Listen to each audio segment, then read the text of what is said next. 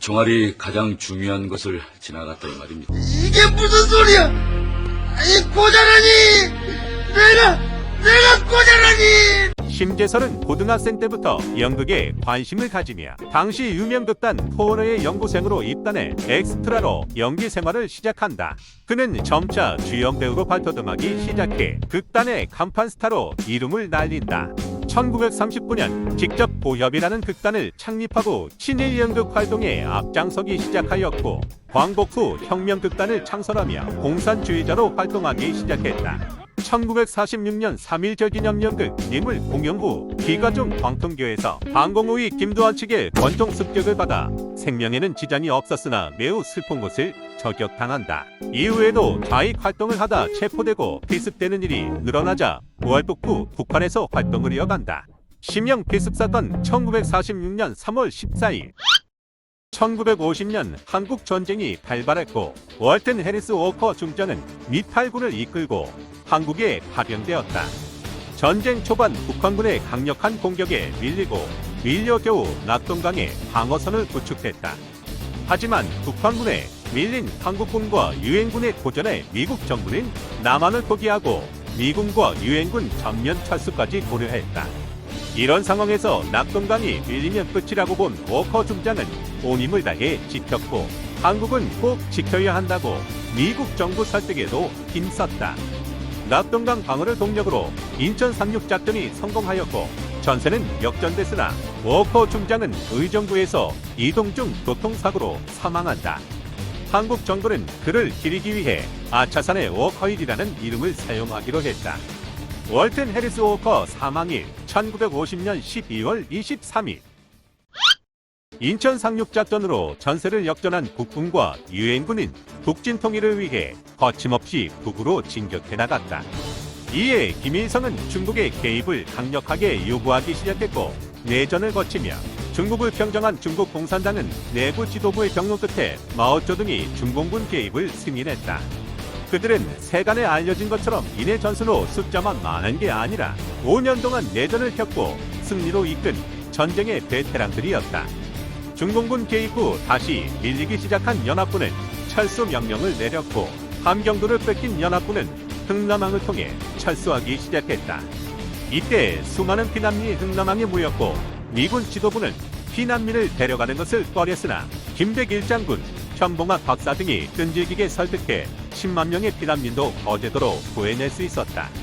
흥남 철수 작전 1950년 12월 24일 한국 전쟁 중 인천 상륙작전으로 전세를 뒤집은 국군이 남아있던 북한군의 태강로를 뜬자 이들은 산으로 숨어들어 게릴라 작전을 펼치는 이른바 빨치산이 되었다. 험준한 산에 숨어들어 낮에는 휴식을 취하고 야간에 기습 공격을 펼치던 이들은 국군의 큰 골칫거리가 되었고 국군은 빨치산 토벌을 전담으로 하는 11사단을 창설시켜 대대적인 토벌에 들어갔다. 경남 거창군 신원면을 수복한 그들은 2월 9일 새벽 빨치산의 기습으로 많은 피해를 보자 통비분재를 색출한다는 명목으로 주변 마을 주민들을 싸그리 모았고 500여 명을 박산굴로 끌고 가 기관총으로 무자비하게 학살한 후 불태워버렸다. 이승만 정부는 사건을 은폐하고 진상조사를 방해했고 희생자와 유가족들은 빨갱이라는 오명과 함께 고통의 시간을 보냈다. 거창 양민학살 사건 1951년 2월 10일 한국전쟁에서 명예제대한 홍순칠은 고향 울릉도에서 일본이 독도 주변 어부를 쫓아내고 있다는 말을 들었다. 이에 퇴역군인과 울릉도 주민 33인을 모아 독도 의용수비대를 조직했다. 도구, 무기를 후비고 수비대는 독도에 상륙했다. 1953년 7월 새벽 일본 순시선이 나타났고 수비대는 순시선에 집중 사격 논란 순시선은 도망갔다. 첫 승리 후 박격포를 추가 후비에 화력을 높였다. 1954년 11월 21일 일본은 비행기와 함정 세척을 이끌고 독도로 접근 수비대는 후비에 둔 박격포로 함정의 명중 함정 은폐각 비행기도 일본으로 돌아갔다. 이날 NHK는 일본 함정에서 16명의 사상자가 났다고 보도했다. 독도 대첩이 일어난 날 1954년 11월 21일 대한민국 초대 대통령 이승만은 4.4 5.입병헌으로 영구 집권의 야욕을 드러내며 86세 나이에 4대 대선에 다시 출마했고 상대 후보 조병욱이 사망하면서 이미 이승만의 당선이 정해져 있었다. 하지만 고령의 그였기에 유고시 뒤를 이을 부통령도 자유당 이기붕을 당선시키려 그동안 쌓아온 부정선거의 모든 노하우를 쏟아붓기 시작하는데 뇌물 살포는 기본, 투표함의 40%를 미리 이승만, 이기붕으로 채우기, 투표함 바꿔치기, 그룹 투표를 시켜 서로 감시, 깡패를 동원해 폭행 협박, 죽은 사람 이름도 선거인으로 자유당의 투표, 개표도 철저하게 조작한 결과 야, 정말 다들 열심히들 산다. 정말 열심히들 살아. 압승을 거두지만 국민을 알고 본 개같은 부정선거는 3.15 마산에거 4.19 혁명으로 이어져 이승만의 하야를 불러온다. 3.15 부정선거 1960년 3월 15일 1968년 1월 23일 강원도 원산 앞바다에서 미군 정보원 푸에블호가 북한 경비정에 피랍되는 사건이 일어났다. 동해에서 정탐 활동 중 한 명이 총격에 죽고 82명의 승조원이 배와 함께 통째로 북한에 납포된 것이다. 당시 한반도는 김신조 일당이 박정희 대통령 암살을 위해 침투한 1위의 사태가 벌어진 지 이틀밖에 지나지 않은 시점이었다. 미국은 항공모함과 전투기를 띄우고 북한을 압박했으나 베트남전이 한창인 미국도 확전의 부담을 느끼고 북한과 비밀 협상에 들어갔고 1년간의 협상 끝에 미국은 영해 침범을 인정한 사과문에 사인하고 승조원과 전사자를 판문점을 통해 송환받았다. 하지만 푸에블로우는 돌려받지 못하고 아직도 평양 보통강변에 굴욕적으로 전시되어 있다.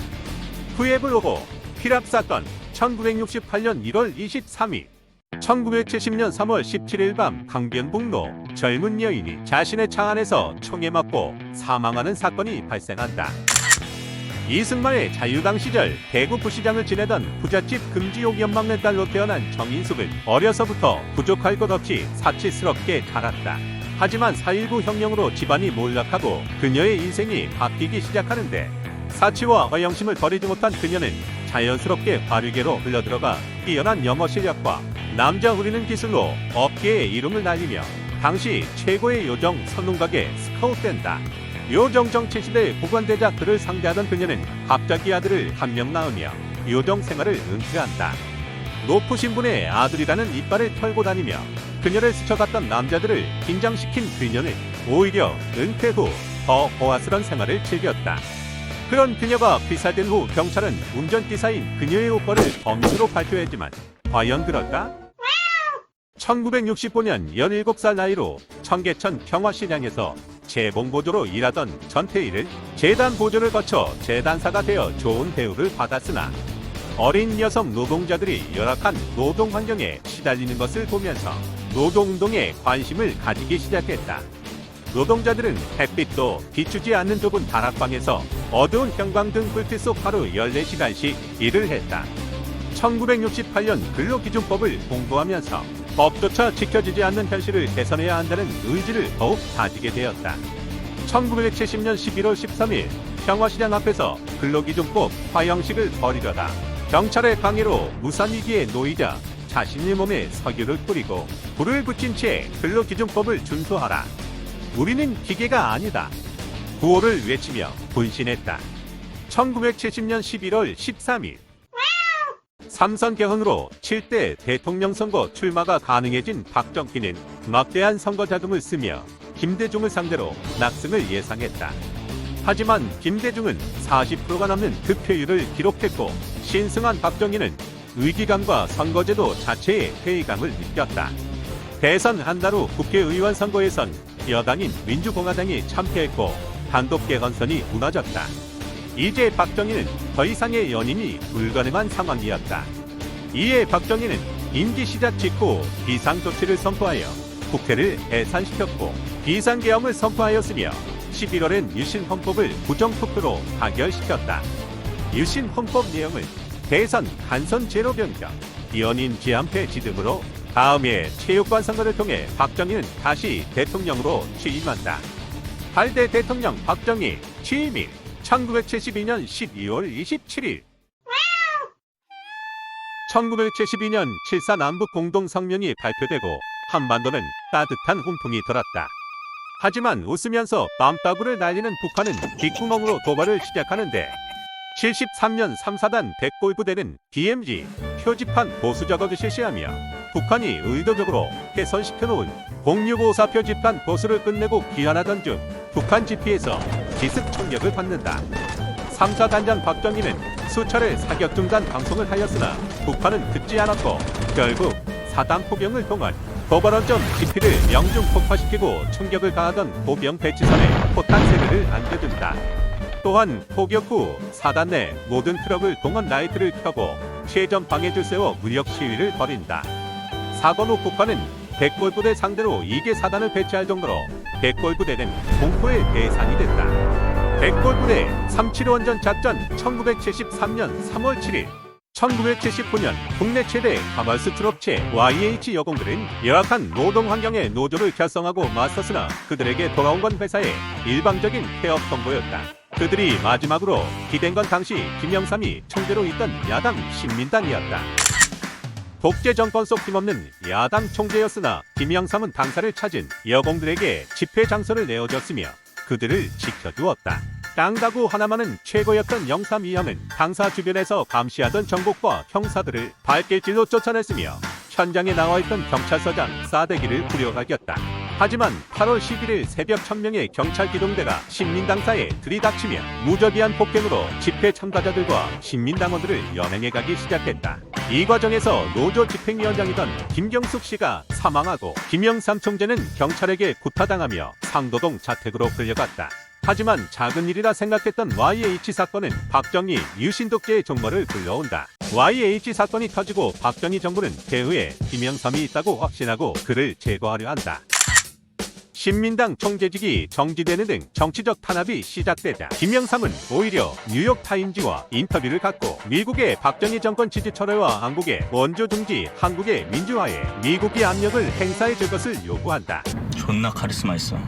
이 발언들이 보도되자 지대로 열받은 박정희 정권과 공화당은 그의 국회의원 제명안을 배부하고 날치기로 통과시킨다. 또한 이에 항의하며 신민당 의원 전원이 국회의원 사퇴서를 제출하자 이를 기회 삼아 김영삼계 의원들만 골라서 사퇴서를 수리하려다 김영삼의 정치적 기반인 부산의 거센 한글을 불러온다. 부산 대학생을 시작으로 시작된 시위를 박정희 정권은 언제나처럼 계엄령 선포 후 때려잡기 시작했으나 시위는 마산까지 번지며 불길은 사그라들지 않았다. 결국 김재규와 차지철의 부마 항쟁 대응 방식 입장 차이가 12.6의 도화선이 된다. 12.6 사건으로 김재규가 체포되고 최기화국 무총리가 대통령 권한대행이 되었고 제주도를 제외한 전국의 부분계엄을 선포했다. 부분계엄 시 군통제거는 국방부 장관에게 가기 때문에 계엄령 후 계엄사령부가 권력의 핵심으로 떠올랐다. 그중 12.6 수사를 총괄하던 모한 사령관 전두환이 군부 실력자로 부상했고 정치적 여육을 거침없이 드러냈다.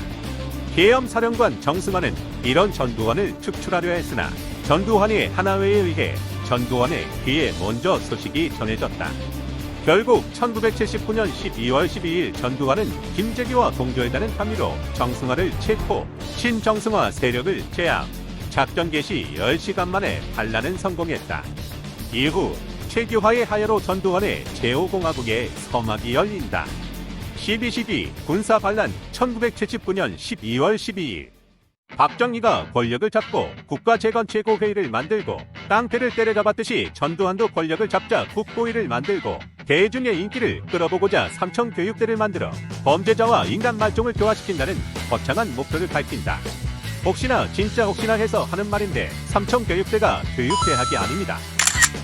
언론을 동원한 대대적인 선전으로 시행 초반 국민적인 환영을 받았으나 실상은 애매한 징집 대상 규정으로 노숙자, 문신이 있는 사람, 고성방가한 사람, 길에 침 뱉은 사람, 반정부 데모한 사람, 버스 기다리다가 잡혀온 사람, 개또 떼먹은 아줌마 등등 닥치는 대로 잡아들였다.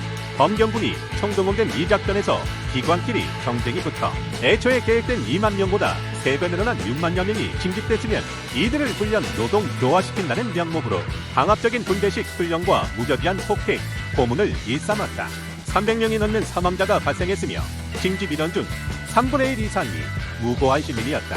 12.12 쿠데타 후 5.17 내란 사건으로 비상계엄을 전국으로 업대한 전두환은 광주 민주화 운동을 군화발로 짓밟고 이제 거칠 것 없이 권력의 최고봉 대통령 자리에 오르고 싶었다.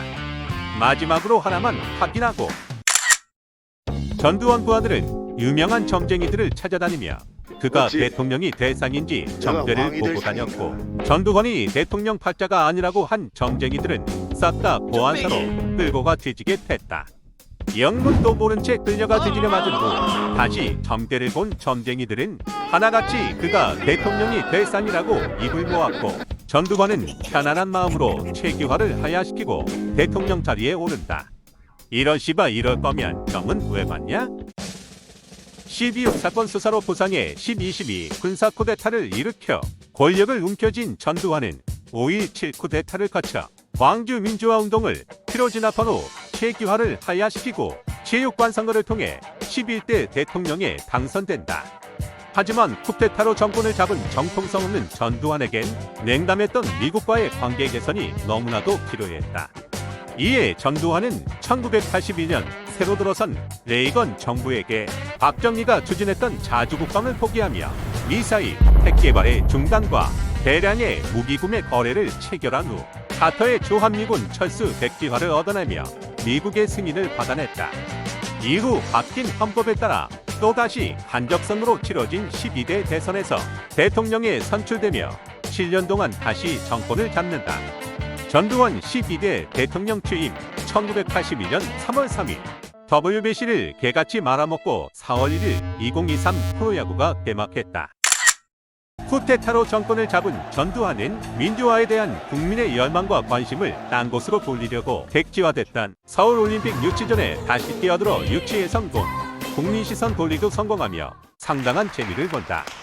뒤이어 전두환 정부는 스포츠 스크린 섹스3S 정책의 일환으로 프로야구 출범에 나서는데 대기업 총수의 지역 연고로 팀을 꾸려 서울은 MBC 청룡으로 결정, 대구 경북은 삼성으로, 부산 경남은 롯데, 호남은 혜태, 경기 강원은 산미, 충청은 3년 후에 서울 연고로 옮겨주는 조건으로 오비로 3개월 만에 뚝딱뚝딱 졸속으로 리그를 출범시킨다. 1982년 3월 27일 동대문 야구장에서 열린 삼성과 MBC의 개막전을 시작으로 한국 최초의 프로스포츠 프로야구가 시작되었다. 1945년 미군정 포고령 1호에 따라 치안 및 질서 유지를 명목으로 시작된 야간 통행 금지는 처음에는 서울과 인천에만 시행했으나 6.25 전쟁 이후 전국으로 확대되었다. 그 당시 밤 12시부터 4시까지 통행증 없이 돌아다니던 사람은 순찰중이던 방범대원에게 잡히면 직결 심판에 넘겨져 벌금이나 구유 처분을 받았다. 국민의 기본권인 신체의 자유를 억압한다는 비판을 받아오던 야간 통행 금지는 전두환의 3S 정책과 88 서울 올림픽이라는 국제적인 스포츠 행사를 앞두고 폐지되었다. 통금이 폐지되며 개인들의 소비 심리도 살아나 통금 해제 다음에는 10%가 넘는 고성장을 기록하기도 했다. 통금이 해제되는 날 새벽 1시 사람들은 길거리로 나와 만세를 불렀다고 한다. 야간 통행금지 해제 1982년 1월 5일 13대 대통령 선거를 보름 앞두고 대한항 공여객기가 인도양에서 폭파되는 사건이 일어난다. 김현희와 북화공작원이 액체 폭발물과 시한폭파 장치를 여객기에 설치한 것이다. 이후 중간 기항지에서 출국을 시도하던 중 위조 여권 사용으로 검거. 남자 공작원은 자살, 김현희는 자살을 시도했으나 실패했다. 사건을 담당한 안기부는 김현희가 북한 공작원이며 서울올림픽 방해를 위해 테러를 가한 것이라는 자백을 받았다. 이후 재판에서 사형을 선고하지만 노태우가 사면해준다. 정부의 자작극이라는 설도 있었으나 입증되질 않았다. 하지만 대통령 선거 하루 전 김현희를 본국에 송환, 매스컴을 집중시키며 다음날 선거에 매우 유용하게 이용한 건 사실이다. 헬기 폭파 사건이 일어난 날 1987년 11월 29일 군사정권 시대 통제받던 언론들 중 동아일보 기자들은 동아일보 사옥 앞에서 시위를 벌이던 서울대생들의 연좌농성에 자극을 받아 동아일보 편기자 중심으로 언론수호 선언을 하였고 자유언론 투쟁을 시작했다. 하지만 정부의 압력에 동아일보는 130명의 기자를 해고시켜버렸고 이후 1987년 6월 항쟁 후 해직 기자들도 복직되기 시작했으나 이미 언론은 기득권이 되어 정권의 나팔수가 되어 있었다. 이에 동아일보 해직 기자들을 중심으로 새로운 신문 창간 움직임이 일었다. 이 소식에 국민들의 자발적 후원으로 50억의 자본금이 약 3달 만에 모였고 한겨레 신문이 설립되었다. 한겨레 신문 설립일 1987년 12월 15일. 1987년 전두환 대통령은 국민적인 직접선거 개헌 요구에도 간접선거 제도를 호언한다고 첨령했고 이는 6월 항쟁의 도화선이 되었다. 국민들은 호언 철폐, 독재 타도, 민주쟁취 구호를 외치며 대학생만의 시위를 넘어서 시민항쟁이 되었고 노태우 후보의 6.29 선언으로 국민투표를 거쳐 보통, 평등, 직접, 비밀 선거에 의하여 대통령을 선출하며 임기는 5년으로 한다는 헌법 개정을 이뤄냈다. 민주화의 거센 바람으로 당시 민주진영 야권 후보의 승리가 예상됐지만 오히려 이런 분풍이 복이 되어 야권은 단일화가 무산되고 분열되었고 지역 감정 유발과 칼기토파 사건으로 보수 결집을 이뤄낸 노태우가 36.64%로 역대 가장 낮은 득표율로 대통령에 당선되었다. 노태우 대통령 당선일 1987년 12월 16일. 노태우가 대통령에 당선된 후 치러진 13대 국회의원 선거에서 집권 여당인 민주정의당이 참패하며 헌정사상 최초로 여소야대 국면을 맞았다. 이는 지지 기반도 약했던 노태우의 국정 운영에 여러 어려움을 주었고 합당을 통한 정계 개편을 해결책으로 추진하기 시작했다. 일본 자민당을 모델로 모든 정당을 합쳐 의원 내각제 개파 정치로 이끌어가려던 그들은 처음으로 제1야당 총재인 김대중을 만나 합당을 제의했으나 그는 여소야대는 국민들이 만들어준 것이라며 거절했다. 하지만 다음으로 찾아간 김영삼, 김종필은 내각제 개헌을 비밀각서로 약속받고 3당 합당에 동의하며 정계는 여소야대에서 호남포위 구도로 바뀌어 버렸고 200석이 넘는 공룡 여당을 탄생시켰다. 민주자유당 창당 1990년 2월 9일.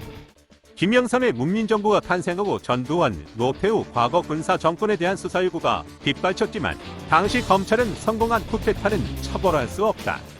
라는 희대의 명언을 남기며 군사 정권 수사에 부정적이었다. 하지만 1995년 박계덕 의원이 노태우의 비자금 내역을 공개하며 반전을 일으켰고 11월 1일 노태우가 헌정 최초로 전직 대통령으로서 대검찰청에 소환되었다. 당시 기업인들에게 받았다고 인정한 비자금 금액만 약 5천억 원. 결국 배임수의 혐의로 최초로 감옥에 간 대통령이라는 불명예를 안았다.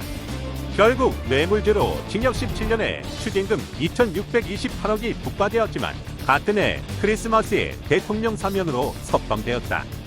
노태우 대통령이 뇌물 혐의로 구속 수감된 날 1995년 11월 16일.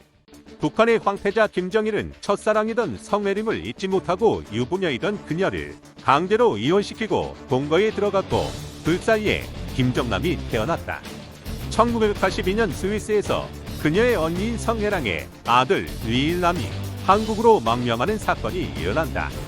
로얄 패밀리인들은 성형수술과 이한영이란 새 이름으로 한국에서 새 삶을 살았으나 그의 해픈 씀씀이에 계속 자금을 지원하던 안기부는 결국 두 손 두 발 다 들고 지원을 끊고 KBS PD로 취직시킨다. PD 월급에 만족하지 못하고 사업에 손대다 쫄딱 망한 그는 돈을 위해 김정일의 치부를 드러내는 책을 발간하고 언론과 인터뷰를 갖는 등 노출이 늘어났고 그가 한국에 있다는 것을 안 북한 공작원들에 의해 집 앞에서 권총 2발을 맞고 열흘 후 사망한다. 이한영 피살 사건 1997년 2월 15일.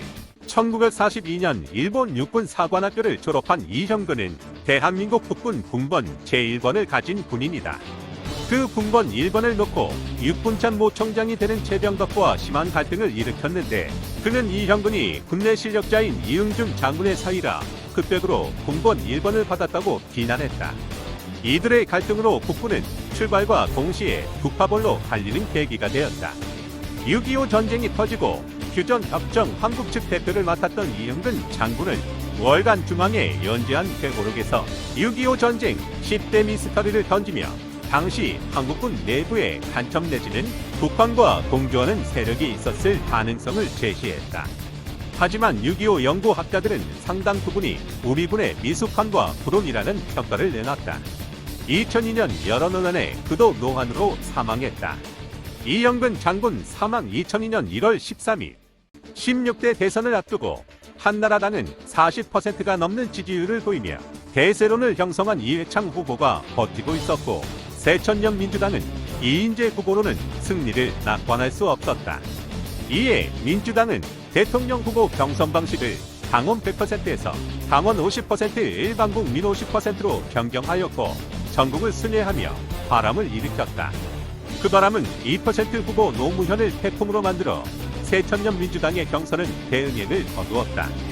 그 후 월드컵으로 몸값을 올린 정몽준 후보와의 단일화를 성공했으나 선거 전날 정몽준이 일방적 단일화 파기를 발표, 오히려 위기감이 되어 노사모를 움직였고 동정표가 되어 무당층을 움직였다. 결국 48.92%로 노무현이 16대 대통령에 당선되었다. 노무현 대통령 당선일 2002년 12월 19일 2011년 서울 소공동 롯데호텔 인도네시아 대통령 특사단 숙소에 의문의 괴한 3명이 침입하는 사건이 일어났다. 괴한들은 특사단이 이명박 대통령과 회동을 위해 방을 비우자 침입해 그들의 노트북에서 T-50 훈련기, 흑표 전차, 신공 등의 무기 희망 가격과 격상 전략 자료 복사를 시작했다. 하지만 갑자기 돌아온 특사 단원에 의해 발각되자 작업 중이던 노트북 2대 중 1대를 돌려주고 나머지를 들고 도주했으며 특사 단원 측이 호텔에 항의하자 호텔 측은 비상구에 숨어있던 그들에게 나머지 노트북도 돌려받아 특사단에 반환하는 총극이 벌어졌다. 언론에 사건이 알려지며 스파이 소행이 의심됐고 이 어설픈 스파이 짓이 국정원의 소행으로 밝혀지며 국내 국외적으로 개망신을 당했다. 인도네시아 특사단 침입 사건 2011년 2월 16일 박근혜 최순실 게이트가 터지며 대한민국 역사상 최대 규모의 인원이 참가한 촛불 집회가 매주 열렸다. 집회에서 박근혜 퇴진을 외치던 목소리는 박근혜 탄핵으로 바뀌었고 처음 여론의 눈치만 보던 국회의원들이 이에 동참했다. 2016년 12월 3일 더불어민주당, 국민의당, 정의당 소속 의원 전원과 무소속 6명, 총 171명의 의원이 탄핵소추안을 발의했다. 이후 8일 본회의에 보고되었고 9일 표결이 진행되었다. 여권에 이탈표가 없다면 부결되었겠지만 여론의 압박에 새누리당은 자유투표를 당론으로 정했고 찬성 234표로 탄핵소추안은 가결되었다. 이후 2017년 3월 10일 헌법재판소에서 박근혜는 탄핵당했다. 박근혜 탄핵소추 가결일 2016년 12월 9일 사업을 하는 장모가 피해를 당한 적은 있어도 누구한테 10원 한 장 피해준 적이 없다. 필요한 경우 주 120시간이라도 바짝 일한 뒤 쉴 수 있는 예외 조항을 둬야 한다. 부정식품이라 그러면은 없는 사람들은 그 아래 것도 선택할 수 있게 해줘야 한다. 후쿠시마 원전이 폭발한 것이 아니다. 방사능 유출은 기본적으로 안 됐다. 메이저 언론만 문제 제기해라. 손발 노동은 아프리카나 하는 것이다. 주택 청약통장은 집이 없어서 만들어 보지 못했다. 호남은 민주당 나와바리. 호남분들도 전두환이 정치를 잘했다고 한다. 사과는 개나 줘. 노동자 사망은 노동자 탓. 가난하고 못 배운 사람은 자유가 뭔지 몰라. 등등. 얘 이런 족같은. 하지만 2022년 3월 10일 윤석열 당선 1년 동안 고생들 하셨습니다. 근데 아직 4년 남았다. 부탁 한 가지만 들어주십시오.